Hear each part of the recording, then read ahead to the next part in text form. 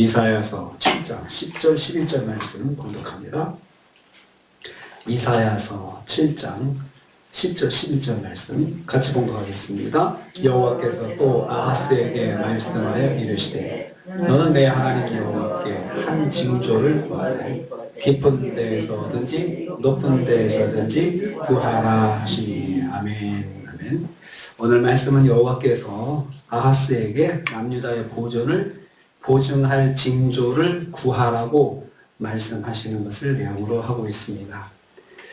여호와께서 아하스 왕에게 말씀하셨습니다. 아하스는 남유다의 왕입니다. 그는 다윗의 자손이고요.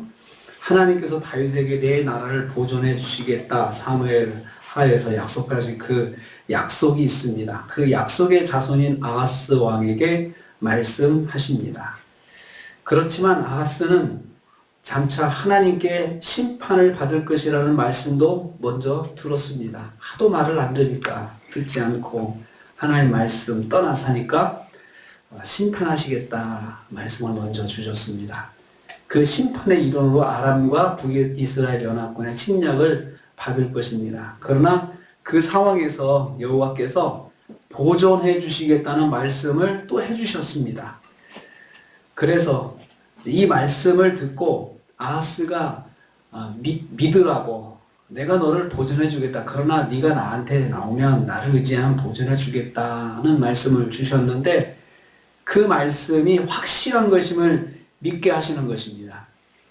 네가 지금이라도 나에게 나오고 회개하고 말씀 앞에 서면 내가 보존해 주겠다.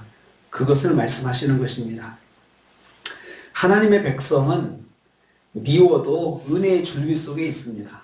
정말 미워도 은혜의 줄기 안에 들어있는 게 하나님의 백성입니다. 그래서 하나님께서 틈을 보여주시는 거죠. 그렇게 내가 심판하겠다 하셨지만 한편 마음속으로는 하나님께서 마음이 좋지 않으신 거죠.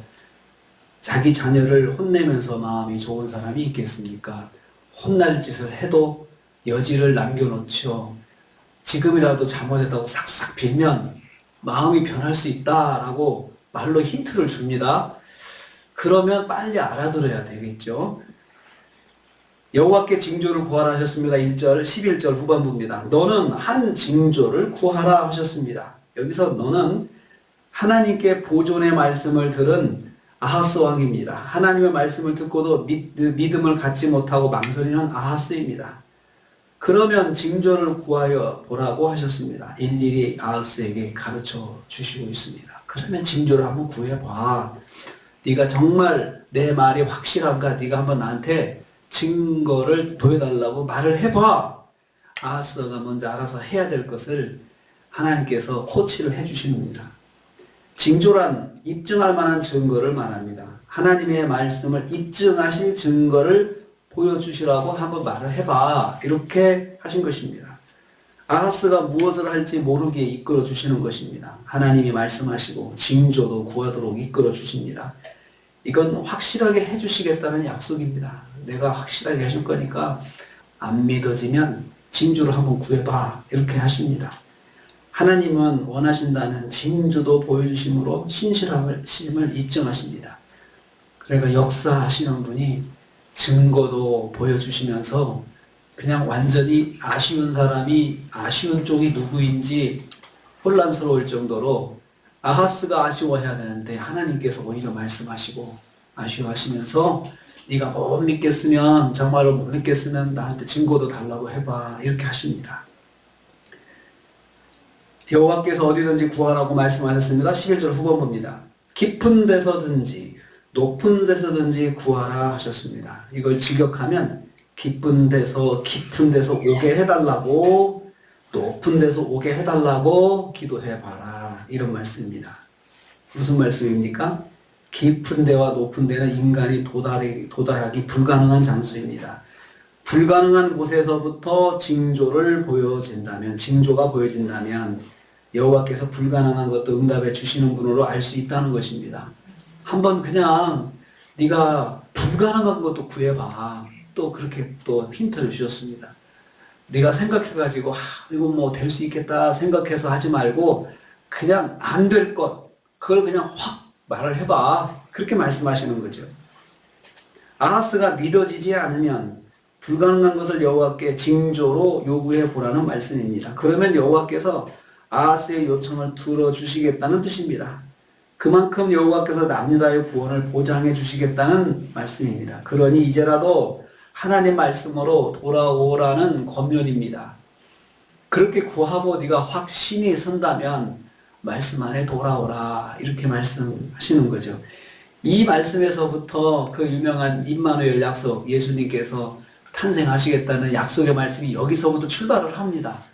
그러니까 하나님께서 이제 이 유다의 구원을 보장하시겠다는 그 미래에 대한 보장을 예수 그리스도를 보내주시겠다는 것으로 이제 발전하게 됩니다. 그래서 보라, 처녀가 잉태하여, 정말 불가능한 말씀이잖아요. 아들을 낳을 것이니, 그 말씀이 나중에 이제 장차 나오게 됩니다. 하나님께서 그만큼 남유다의 보호장, 보존을 하나님께서 그렇게 원하시고 계세요.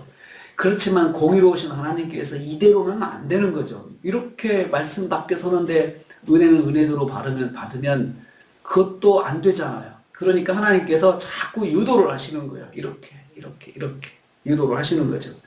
하나님은 택한 백성이 믿음을 가질 수 있도록 징조도 보여줄 수 있습니다. 그래서 우리도 하나님 증거를 보여주세요, 그렇게 당돌한 기도를 할 수가 있어요. 만약에 정말 우리가 그런 마음이 생긴다면 하나님 증거도 좀 보여주세요, 이렇게 하나님께 기도해 볼 수도 있다는 것입니다. 그렇다고 해서 그게 일상의 기도가 되면 안 되겠죠. 당돌하게 뭐든지 안에 못 믿겠으니까 증거 보여주세요. 모든 기도마다 그런다면 또 그것도 하나님께서 좀 속상해 하시겠죠. 정말로 우리에게 어떤 확신이 필요할 때, 정말로 그런 마음이 생길 때는 하나님 증거도 함께 보여주시면 제가 힘이 더 나겠습니다, 이렇게 하나님께 기도할 수도 있습니다. 하나님은 그만큼 우리를 사랑하셔요. 사랑하시니까 그 기도도 예쁘게 봐주시는 거죠. 얼마나 당돌합니까? 아니, 전능하신 하나님께서 해주시겠다는 약속의 말씀을 주셨는데 그걸 믿지 못하고 자꾸 이리 빼고 저리 빼고 못 믿겠으니까 저는 안 되겠습니다, 이러면서 자꾸 그럴 때 하나님께서 많이 속상해 하시죠. 그렇지만 사랑하는 자녀가 또 그런 마음을 가지고 있으니까 그것을 또 풀어주시려고 그렇게 해 주십니다. 정말로 성경을 읽으면서 하나님께서 사랑하시는 백성을 향한 그 마음이 징계하시면서도 마음이 편치 않으시다는 것을 느끼게 됩니다. 그러므로 우리는 그 사랑의 하나님께서 우리와 늘 함께 하시고 우리에게 말씀해 주십니다. 그래서 우리는 그 사랑의 하나님의 사랑에 힘입어서 뭔가 내가 잘못했다 싶으면 빨리 엎드리는 것이 정답입니다. 빨리 엎드려서 하나님 죄송합니다. 제가 또 인간적인 생각을 했습니다. 정말 죄송합니다. 하나님 저에게 믿음을 주시고 또 이 문제를 이렇게 하나님께서 인도해 주시기를 원합니다. 그래서 하나님께 구한다면 하나님께서 우리에게 또 역사를 해 주실 것입니다. 하나님의 헤세드 사랑이 우리한테 늘 있다는 걸 기억하셔야 되고, 우리는 완벽하지 못하지만 그 사랑 안에 살고 있다, 이것을 꼭 기억하셔서 오늘 또 우리가 믿음 안에 살면서 하나님 안에 붙들려서 승리하신 하루가 되시기를 주님의 이름으로 축복합니다. 주님 감사합니다.